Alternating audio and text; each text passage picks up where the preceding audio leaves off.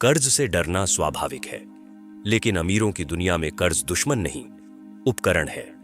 अच्छा कर्ज आय देने वाली संपत्तियों को बढ़ाने के लिए ईंधन बनता है, जबकि बुरा कर्ज जेब से पैसा निकालता है और स्वतंत्रता छीनता है।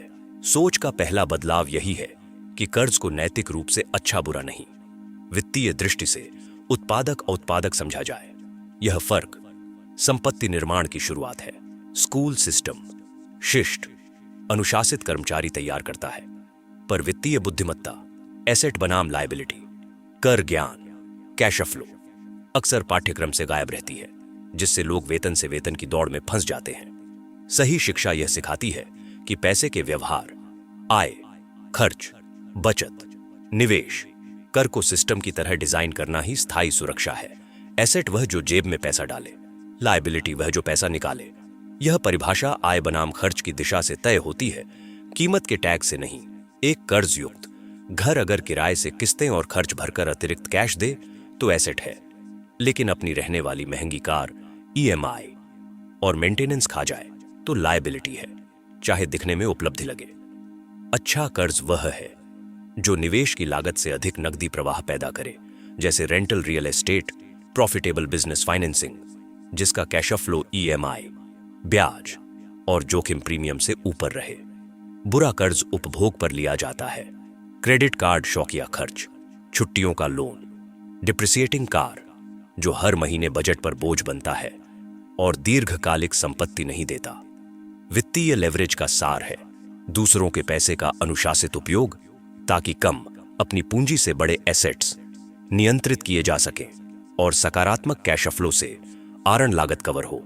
जब रेंटल आय किस्त से ऊपर हो, तब हर ईएमआई के साथ प्रिंसिपल घटता है, इक्विटी बनती है और समय के साथ कैश फ्लो मल्टीप्लायर प्रभाव दिखता है। यही धन निर्माण का तेज रास्ता है। कई निवेशक केवल कीमत बढ़ेगी पर दांव लगाते हैं। समझदार निवेशक पहले महीना दर महीना नकद बचेगा या नहीं पूछते हैं, क्योंकि कैश फ्लो ही आरण लागत, वैकेंसी, मेंटेनेंस और टैक्स अनिश्चितताओं का सुरक्षा घेरा है। कैश फ्लो प्रथम रणनीति मंदी में भी सहारा देती है, जबकि केवल एप्रिसिएशन आशा गिरावट में चुकता जोखिम बढ़ाती है। मान लें 1 करोड़ की संपत्ति 20% डाउन से खरीदी, ब्याज समेत किस्त 70,000 है, मेंटेनेंस कर 5,000 और किराया 85,000, नेट 10,000 पॉजिटिव कैश फ्लो बन रहा है। साथ में प्रिंसिपल घट रहा है, टैक्स शेल्टर्स संभव है और समय के साथ किराया बढ़ सकता है। यह अच्छा कर्ज उपयोग है। यदि किराया 60,000 हो और लागत 75,000, तो अंतर नकारात्मक होगा। यह अनुमान, लोकेशन, वैकेंसी बफर और इंश्योरेंस प्लानिंग की कमी दर्शाता है। जब यूनिट इकोनॉमिक्स स्पष्ट हो, ग्रॉस मार्जिन स्थिर, कस्टमर एक्विजिशन कॉस्ट जात, एलटीवी ग्रेटर कैग और कैश कन्वर्जन साइकिल नियंत्रण में, तब लोन को ग्रोथ एम्पलीफायर की तरह इस्तेमाल किया जा सकता है। अस्पष्ट डिमांड, अनटेस्टेड ऑफर या निगेटिव कंट्रीब्यूशन मार्जिन के साथ कर्ज लेना ज्वलनशील जोखिम बन जाता है। यह बुरा कर्ज ही है, भले नाम बिजनेस हो। जो लोग कैश फ्लो ड्राइवन निवेश करते हैं, डेलिंक्वेंसी कम रखते हैं और DSCR डिसिप्लिन फॉलो करते हैं, वे बैंकों के लिए कम जोखिम, दीर्घावधि संबंध बनाते हैं।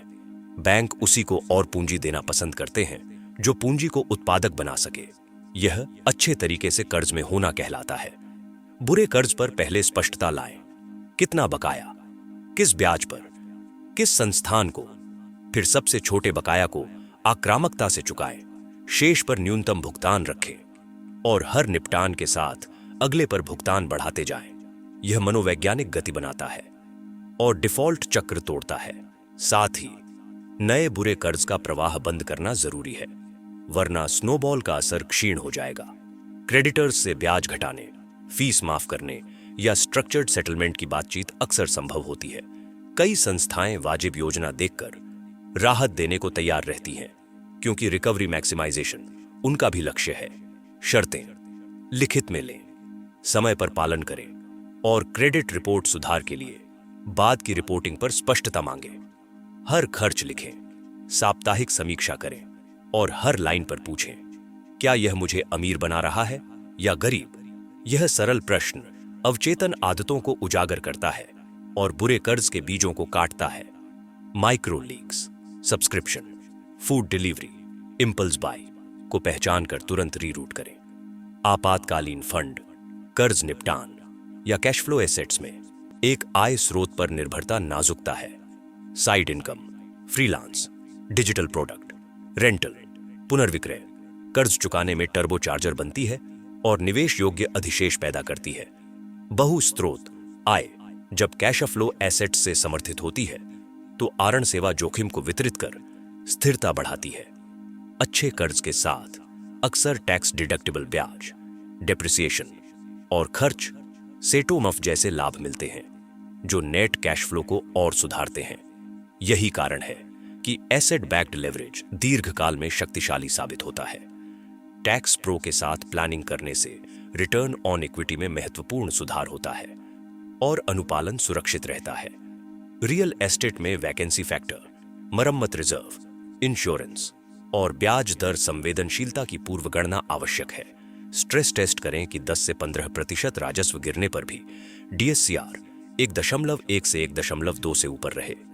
बिजनेस में भी बफर कैश, वैकल्पिक सप्लाई और लीनऑप्स से आरण सेवा क्षमता सुरक्षित रखें। यही अच्छा कर्ज बनाम बुरा कर्ज की निर्णायक रेखा है। सबसे पहले अपने आप को भुगतान निवेश खाते में ऑटो डेबिट, फिर खर्च चले। यह अनुशासन कैश फ्लो एसेट्स को प्राथमिकता देता है और बुरे कर्ज की गुंजाइश घटाता है। ऑटोमेशन से इच्छा शक्ति पर निर्भरता कम होती है और दीर्घकालीन कंपाउंडिंग संभव बनती है। माइंडसेट, मैं अफोर्ड नहीं कर सकता से कैसे अफोर्ड करूं में शिफ्ट करना रचनात्मक समाधान, पार्टनरशिप, किस्त समझौते, वैल्यू एड रणनीतियां खोलता है जो लेवरेज को सुरक्षित बनाते हैं। सवाल की गुणवत्ता परिणाम की गुणवत्ता तय करती है। अच्छे सवाल कैश फ्लो समर्थित उत्तर बनते हैं। साप्ताहिक एक केस स्टडी पढ़ें। कैसे किसी निवेशक ने अच्छे कर्ज से एसेट पोर्टफोलियो बनाया, कैश फ्लो सुरक्षित किया और जोखिम हेज किया और उससे क्रियान्वयन योग्य नेक्स्ट स्टेप निकालें। यह निरंतर सीखने की प्रक्रिया वित्तीय IQ बढ़ाती है और निर्णयों की त्रुटि सीमा घटाती है। लोकप्रिय बहसों में अमीरों पर बड़े कर्ज की सुर्खियां आती है। संदेश यह नहीं कि कर्ज अच्छा है, बल्कि कैश फ्लो समर्थित एसेट बैक्ड रणनीतिक कर्ज पर फोकस है, क्योंकि लक्ष्य हमेशा ऋण लागत से ऊपर स्थिर आय बनाना है। खबरों से परे मूल सिद्धांत वही रहता है। अच्छा कर्ज वही जो अपने खर्च से अधिक कमाए, बुरा कर्ज वह जो दीर्घकाल में जेब खाली करे। छोटे से शुरू करें, कम डाउन पेमेंट वाले रेंटल में, को लिविंग, वैल्यू एड से किराया बढ़ाने, micro warehousing, workstation subletting या इन्वेंट्री लाइट ई-कॉमर्स जहां नकदी चक्र छोटा और नियंत्रण अधिक हो। यूनिट इकोनॉमिक्स सिद्ध होने पर ही लेवरेज बढ़ाएं। हर स्केल स्टेप पर DSCR और बफर रिपीट टेस्ट करें। हर दिन 30 minute asset liability, cash flow statement, बुनियादी टैक्स और जोखिम प्रबंधन की पढ़ाई, नोट्स बनाएं और सप्ताहांत को एक सूक्ष्म प्रोजेक्ट तय करें, जैसे एक रेंटल डील का अंदाज, एक माइक्रो सर्विस ऑफर का यूनिट इकोनॉमिक्स। छोटे मापनीय एक्सपेरिमेंट निरंतर सुधार और आत्मविश्वास की असली सीढ़ी होते हैं। दिन 1 से 3 सभी देनदारियां, ब्याज, देनदार और शर्तें सूचीबद्ध करें। क्रेडिटर्स के साथ नेगोशिएशन स्लॉट बुक करें। दिन 4 से 10 स्नोबॉल योजना बनाएं। नई बुरी देनदारी पर पूर्ण विराम और माइक्रो लीक्स बंद कर तुरंत अधिशेष बनाएं। दिन 11 से 20 एक छोटे कैश फ्लो प्रोजेक्ट का पायलट करें। स्पष्ट ROI और टाइमलाइन के साथ डेटा ट्रैकिंग सेट करें। दिन 21 से 30 पायलट के आधार पर निर्णय लें, स्केल, पिवट, पॉज और तभी लेवरेज पर विचार करें जब यूनिट इकोनॉमिक्स सकारात्मक हो। कर्ज समस्या नहीं, बिना रणनीति का कर्ज समस्या है। अच्छा कर्ज तब अच्छा है जब वह अपनी लागत से अधिक नकदी प्रवाह पैदा करे और जोखिम प्रबंधन से सुरक्षित हो, वरना वही बोझ बन जाता है। जो लोग कैश फ्लो को केंद्र बनाकर सीखते, मापते और अनुशासन के साथ लागू करते हैं, वे धीरे नहीं, स्थिर गति से तेजी से बढ़ते हैं। यही धन निर्माण का असली मार्ग है। आज 3 काम करें। खर्च ट्रैकिंग शुरू करें, बुरे कर्ज की सूची बनाएं और स्नोबॉल क्रम तय करें तथा एक माइक्रो प्रोजेक्ट का यूनिट इकोनॉमिक्स लिखें। सिर्फ यही 3 कदम 30 दिनों में नजर आने वाले बदलाव लाएंगे। 90 दिनों में नेगोशिएशन, स्नोबॉल और पायलट लेवरेज की तिकड़ी नकदी प्रवाह को प्राथमिकता बनाकर स्वतंत्रता का आधार रख देगी। यही अमीरों का अनुशासन है। दोस्तों, याद रखिए, बदलाव एक दिन में नहीं होता, लेकिन हर दिन किया गया छोटा कदम आपको अपनी मंजिल तक जरूर ले जाता है। आज मेरे साथ रहने के लिए आपका धन्यवाद। मैं अगले वीडियो में आपका इंतजार करूंगा।